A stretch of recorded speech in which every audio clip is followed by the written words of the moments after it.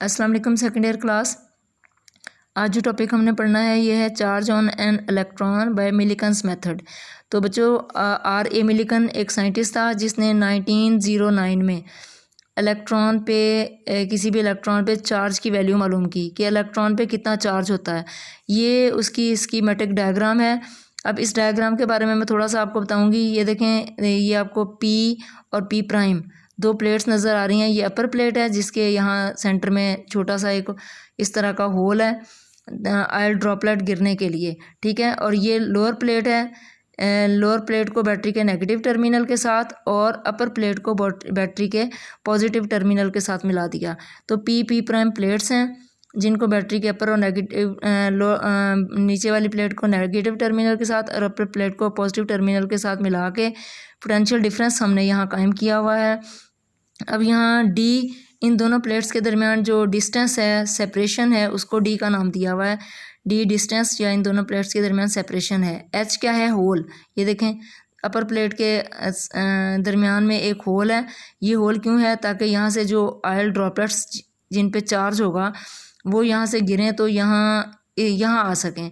तो ये होल होगा तो यहाँ नीचे की तरफ आएंगे, इसलिए यहाँ हमने होल बनाया हुआ है। वी क्या है? वोल्टेज जो इन दोनों प्लेट्स के दरमियान हमने अप्लाई की हुई है। ई क्या है? Electric field. पॉजिटिव और नेगेटिव पोटेंशियल डिफरेंस की वजह से जब एक प्लेट पॉजिटिवली चार्ज है और एक प्लेट नेगेटिवली चार्ज है तो इलेक्ट्रिक फील्ड कायम हो गया। इलेक्ट्रिक फील्ड की डायरेक्शन किधर है? इलेक्ट्रिक फील्ड की डायरेक्शन जो है वो हमेशा पॉजिटिव टू नेगेटिव होती है। तो ये इलेक्ट्रिक फील्ड की डायरेक्शन है, पॉजिटिव टू नेगेटिव। तो इसकी वैल्यू E = V/D। ये आप लोगों ने इक्वेशन पढ़ी हुई थी। Electric intensity as a potential gradient, जो इसका रिलेशन आपने पढ़ा था। E = -del V/del R। ये हमने एक इक्वेशन पढ़ी थी। इसमें del V की जगह हम V लिखेंगे और del R की जगह दो प्लेट्स के दरमियान जो डिस्टेंस है वो D है, तो नेगेटिव साइन हम निगलेक्ट कर देंगे। तो ये हमारे पास आ गया E = V/D। तो ये फार्मूला हम यहाँ यूज़ करेंगे। ये क्या चीज़ है? ये एक स्प्रे बोतल है, एटोमाइज़र हम इसको कहते हैं। इसके अंदर ऑयल ड्रॉप्स हैं। जब ये ऑयल ड्रॉप्स जो हैं स्प्रे बोतल में से, इसकी नोज़ल में से बाहर निकलेंगे तो क्योंकि उसके सुराख बहुत बारीक हैं तो उसके साथ फ्रिक्शन की वजह से ये जो ड्रॉप्स हैं इन पे चार्ज आ जाएगा। तो हमने सपोज़ किया कि ये चार्ज हैं, इन पे नेगेटिव चार्ज है। तो ये नेगेटिव चार्ज ड्रॉपलेट्स जो हैं ये इस होल के ज़रिए यहाँ गिर रहे हैं और इसको हम कहते हैं एटोमाइज़र। इसमें से टू स्प्रे ऑयल ड्रॉप्स, ठीक है। आगे है एस क्या है? यहाँ हमने एस सोर्स ऑफ लाइट भी यूज़ किया है। बल्ब है या लैंप है या कोई भी चीज़ है जहाँ से लाइट आ रही है और लेंस एस के ज़रिए ये जो है डिफ्लेक्ट होके यहाँ इस ऑयल ड्रॉपलेट के ऊपर पड़ रही है। और ये सारा जो सिस्टम है इसको देखने के लिए हमने माइक्रोस्कोप भी रखी, क्योंकि ड्रॉपलेट बहुत छोटा है, वैसे नज़र नहीं आएगा। तो माइक्रोस्कोप के ज़रिए ये सारा मंजर जो है वो हम देख रहे हैं। और विंडो है, यहाँ लाइट पास होने के लिए हमने इधर विंडो 1 रखी हुई है और इधर भी एक विंडो है W2, ठीक है। और ये M माइक्रोस्कोप है। अब ये हो क्या रहा है कि ये देखें हमने पोटेंशियल डिफरेंस क्योंकि अप्लाई किया।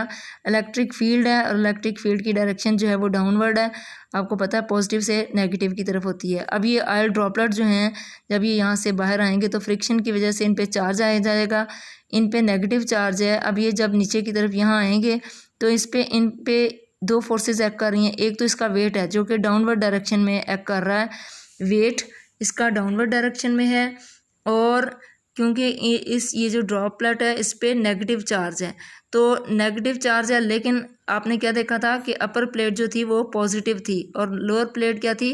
नीचे वाली प्लेट नेगेटिव है। तो अब ये ऑयल ड्रॉपलेट जिस पे नेगेटिव चार्ज है अब क्या करेगा? पॉजिटिव प्लेट जो है इसको अपनी तरफ अट्रैक्ट करेगी।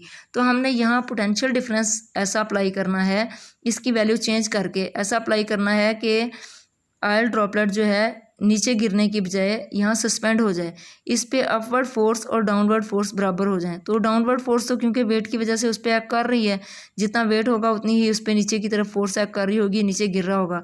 लेकिन हमने पोटेंशियल डिफरेंस ऐसा अप्लाई करना है कि वेट के बराबर हो जाए अपवर्ड फोर्स।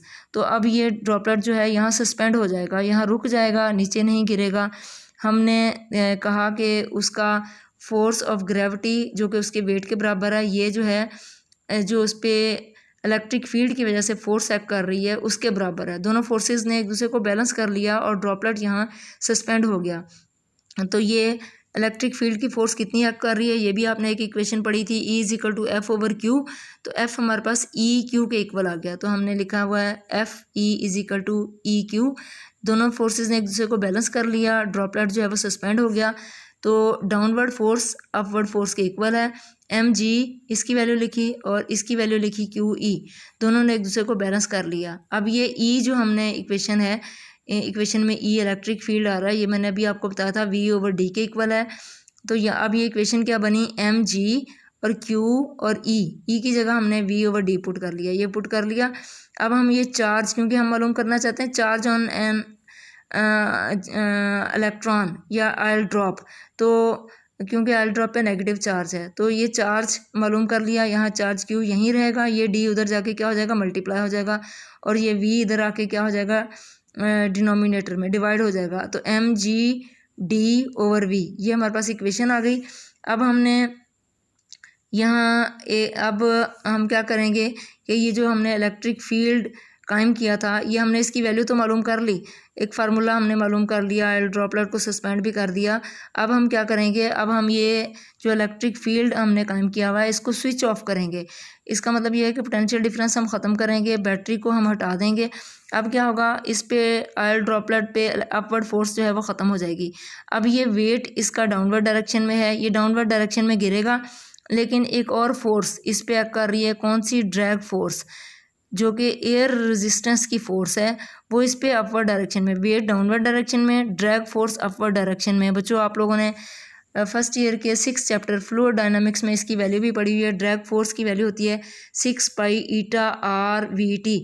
ड्रैग फोर्स इस पे एक्ट करेगी, जो कि उसके वेट जब ये नीचे की तरफ गिरेगा तो जो है एक कांस्टेंट वेलोसिटी जो है, ये ऑयल ड्रॉपलेट जो है जब नीचे की तरफ गिरेगा, ड्रैग फोर्स अपवर्ड डायरेक्शन में एक्ट करेगी। ये नीचे गिरते हुए एक बहुत जल्द, क्योंकि इसका मास बहुत कम है, तो बहुत जल्द ये एक कांस्टेंट वेलोसिटी हासिल कर लेगा, जिसको हम कहते हैं टर्मिनल वेलोसिटी। ये भी आपने फर्स्ट ईयर में पढ़ा था।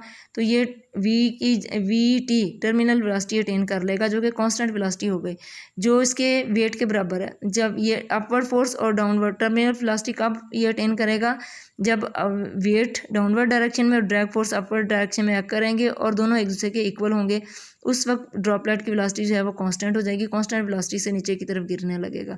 तो दोनों फोर्सेस ने एक दूसरे को बैलेंस किया। अब ये हमने लिखा m g is equal to 6 pi eta r v t. अब यहाँ हमने ईटा क्या है, coefficient of viscosity for air, तो कोफिशिएंट ऑफ विस्कोसिटी है। आर क्या है, radius of the droplet, oil droplet इसका जो है वो रेडियस है। यहाँ हम अब एम हमें मालूम करना है।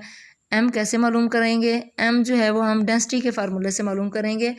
आप लोगों ने डेंसिटी पढ़ा हुआ है बच्चों, छोटी क्लासों से आप पढ़ रहे हैं। Density d is equal to m over v के इक्वल होती है, और आपको ये भी पता है मैस पर यूनिट वॉल्यूम, और वॉल्यूम स्फेरिकल ऑब्जेक्ट का वॉल्यूम जो है 4/3 पाई आर क्यूब के इक्वल होता है। ये हमने वॉल्यूम की वैल्यू लिखी हुई है। तो ये डेंसिटी डी या रो किसके इक्वल आया, एम ओवर ये वॉल्यूम 4/3 पाई आर क्यूब। तो ये हमने डेंसिटी की वैल्यू मालूम कर ली। अब क्या है कि यहाँ हमारे पास एम किसके इक्वल आया, ये वाला इधर जाके मल्टीप्लाई हो जाएगा। तो ये देखें एम यहीं रहा 4/3 पाई आर क्यूब, और ये इस रो के साथ मल्टीप्लाई हो गया। जब ये मल्टीप्लाई होगा तो ये एम की वैल्यू आ गई।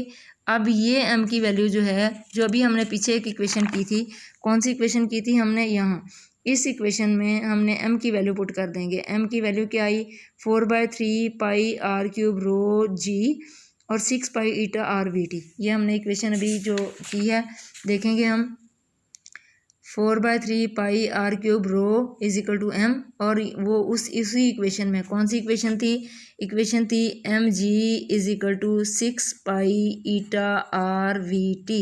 इस इक्वेशन में यहाँ हम एम की वैल्यू, ये वाली जो एम की वैल्यू लिखी हुई है वो यहाँ हम पुट करेंगे। तो 4/3 पाई आर क्यूब रो जी, ये वाला जी और ये वाला जी, और दूसरी साइड पे है 6 pi eta r v T.